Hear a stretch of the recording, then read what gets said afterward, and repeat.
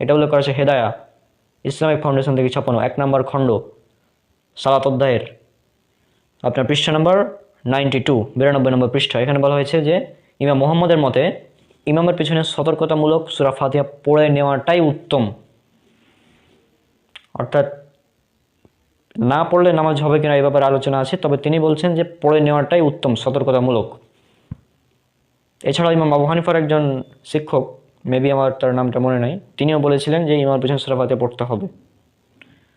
আর justice তাকি উসমানী তার দরসে তিরমিজির এই 311 নম্বর হাদিস এবং 312 নম্বর হাদিসের অধীনে অনেকগুলো কথা লিখেছেন। সেখানে তিনি বিষয়টা উল্লেখ করেছেন, মানে অনেকগুলো দলিল নিয়ে এসেছেন, কারা কারা এটা জায়েজ বলেছেন, কারা কারা মানে জায়েজ বলেননি, অর্থাৎ ইমাম পিছনে সূরা ফাতিহা কারা কারা পড়ার পক্ষে ছিলেন।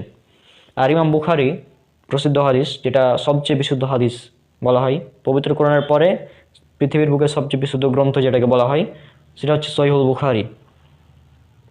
সহিহুল বুখারীর প্রথম খণ্ড পর্ব নম্বর 10 কিতাবুল আজান হাদিস নম্বর 755 756 এর আগে ইমাম বুখারী একটি অনুচ্ছেদ নিয়ে এসেছেন। সেখানে বলেছেন যে মুকিম অবস্থায় হোক বা সফর অবস্থায় হোক, সশব্দে কিরাতে সালাত হোক বা নিঃশব্দে, সর্বাবস্থায় ইমাম এবং মুক্তাদি উভয়ের জন্য সূরা ফাতিহা পড়া ওয়াজিব।